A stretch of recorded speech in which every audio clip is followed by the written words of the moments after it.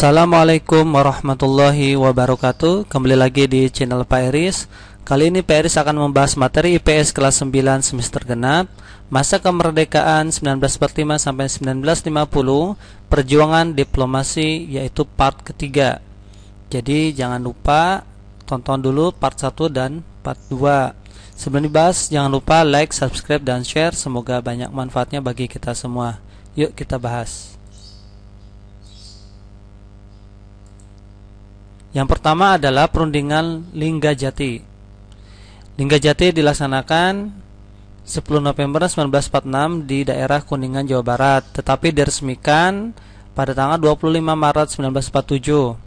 Pada tanggal 21 Juli 1947, ternyata Belanda melanggar perjanjian. Kenapa? Karena perbedaan tafsiran dan melakukan agresi militer Belanda yang pertama. Delegasi dari Indonesia adalah Sultan Syahrir, dari Belanda adalah Wim Schimmelpenninck, dari Inggris Lord Kelvin atau mediator perundingan. Kesepakatannya adalah Belanda mengakui secara de facto Republik Indonesia, Sumatera, Jawa, dan Madura. Kedua, Belanda harus meninggalkan wilayah Republik Indonesia paling lambat 1 Januari 1949. Yang ketiga, Republik Indonesia dan Belanda sepakat membentuk negara RIS, Republik Indonesia Serikat, di mana salah satu negara bagiannya adalah Republik Indonesia. Dalam bentuk RIS, Indonesia harus bergabung dalam Commonwealth, yaitu Persemakmuran Indonesia Belanda, dengan Ratu Belanda sebagai ketuanya. Apa dampaknya bagi Indonesia? Perundingan Linggajati. Yang pertama, Republik Indonesia mendapat pengakuan kedaulatan dari beberapa negara, semisal Amerika Serikat, Mesir, Lebanon, ya. Muncul pihak yang mendukung dan menolak hasil perundingan dari kalangan rakyat Indonesia. Sebagian rakyat Indonesia menganggap hasil perundingan merugikan Indonesia. Kenapa? Wilayah Indonesia semakin sempit.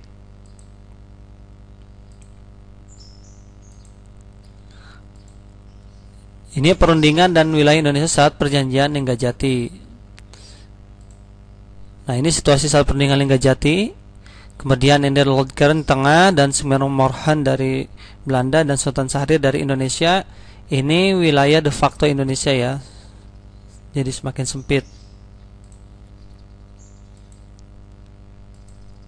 Yang kedua adalah perundingan Renville. Agresi militer Belanda pertama pada 27 Juli 1947 ternyata mendapat reaksi dari PBB.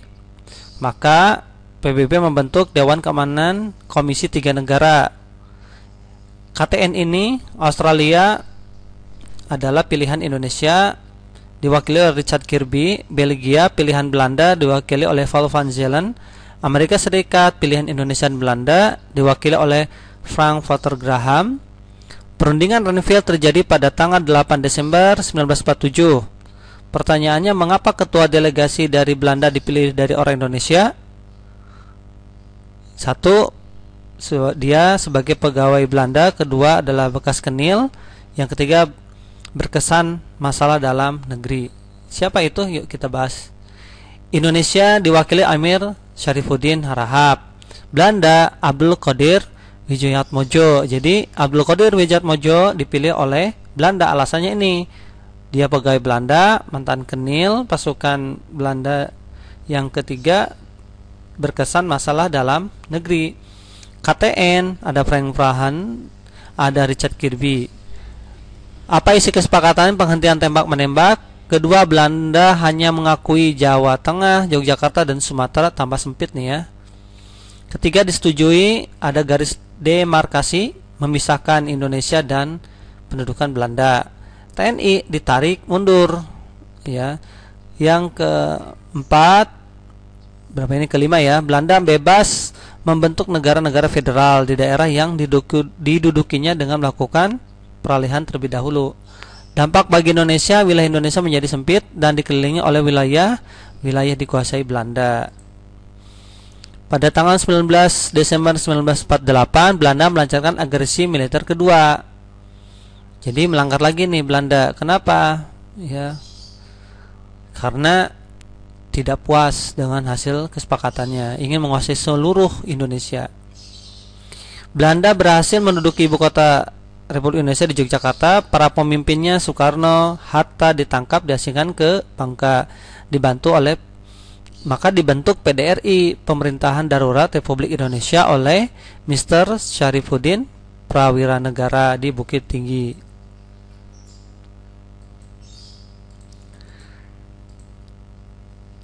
Nah, ini perundingan dan wilayah Indonesia saat perjanjian Renville. Ada kapal Renville. Jadi Renville itu adalah di kapal perang. Perjanjiannya, ini situasi perundingan di kapal Renville. Ini adalah Amin Syarifuddin. Kemudian ini Abdul Qadir Wijatmoko. Kemudian Richard Kirby. Lalu Paul van Zeeland. Dan ini Frank Walter Graham. Dan ini wilayah Indonesia. Ya, yang merah adalah Indonesia. Yang biru ini sudah dikuasai oleh Belanda. Nah, yang biru muda ini adalah kontrol dari Belanda. Jadi Indonesia semakin sempit. Yang ketiga, perundingan Romroyen 22 Desember 1948. Ini mendesak, ya, PBB mendesak Belanda segera menghentikan dan pemimpin Indonesia yang ditahan segera dibebaskan. KTN ditugaskan mengawasi pelaksanaan resolusi tersebut. Nah, supaya KTN, Komisi Tiga Negara ini, supaya lebih luas wewenangannya, maka diubah menjadi UNCI, United Nations Commission for Indonesia. Ketuanya adalah Merle Corran, ya. Atas inisiatif UNCI, 14 April 1949 diadakan perundingan Republik Indonesia dan Belanda. Diadakan di Hotel des Indies, Jakarta. Delegasi Indonesianya adalah Muhammad Rum, dari Belanda adalah Van Rooyen, lalu penengahnya adalah UNCI, ya, Merle Corran. Kesepakatannya adalah pertama, hentikan perang gerilya; kedua, kerjasama mengembalikan perdamaian dan ketertiban; yang ketiga, turut serta dalam konferensi meja bundar di Den Haag. Pihak Belanda menyatakan kesediaan untuk apa? Menyetujui kembalinya Republik Indonesia ke Yogyakarta, menyambit penghentian gerakan militer. Yang ketiga, tidak akan mendirikan negara yang ada di kuasai Republik Indonesia. Yang keempat, berusaha dengan sungguh-sungguhnya supaya KMB segera terlaksana. Dampak bagi Indonesia adalah, yaitu pemerintahan kembali ke Yogyakarta dan persiapan untuk KMB.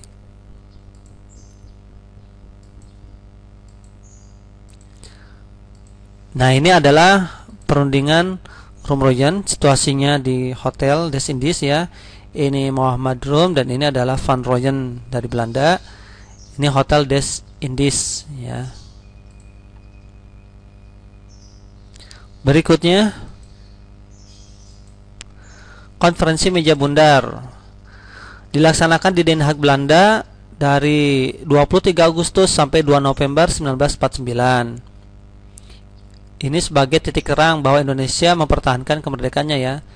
Kemudian 27 Desember 1949 pemerintah Belanda menyerahkan kedaulatan atas Republik Indonesia Serikat. Jadi Belanda ini mengakui Indonesia merdeka, ya, adalah 1949. Makanya tidak menghadiri 17 Agustusan 1945, ya. Ya, itulah beda perspektif, ya, tapi tidak apa-apa. Kemudian di Belanda penyerahan kedaulatan oleh Ratu Juliana, didelegasikan Muhammad Hatta. Kemudian kita bahas delegasinya. Dari Indonesia adalah Muhammad Hatta, dari Belanda ada Van Marsef, dari BFO ini perwakilan, ya. Kemudian ada Sultan Hamid II sebagai ketua delegasinya, dan UNCI Chrisley. Kesepakatannya, Belanda mengakui RIS sebagai negara yang merdeka dan berdaulat. Kedua pengakuan kedaulatan dilakukan selamat-lambatnya 30 Desember 1949. Masalah Irian Barat diadakan perundingan lagi 1 tahun setelah RIS. Kenapa? Karena masih banyak manfaatnya Irian Barat bagi Belanda, tambang itu, ya, tambang emas. Yang keempat, RIS dan Kerajaan Belanda akan diadakan hubungan Uni Indonesia Belanda yang diketuai Belanda. Terakhir, RIS harus membayar semua hutang Belanda sejak tahun 1942.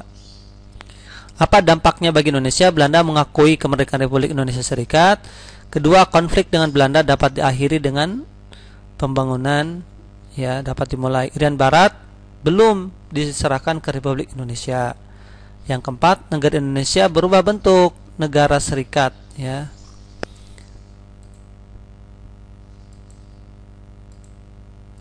Nah, ini adalah situasi perundingan komunisme meja bundar.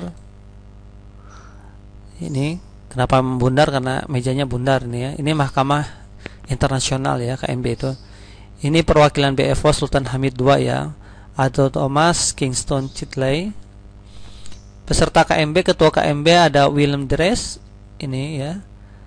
Kemudian dari Indonesia tadi Muhammad Hatta, dari Belanda adalah Van Mershoven, dari UNCI Kingston Kinsley, ini waktu sudah sepuh, ya, ini waktu mudanya. Oke, terima kasih atas perhatiannya, semoga bermanfaat. Wassalamualaikum warahmatullahi wabarakatuh.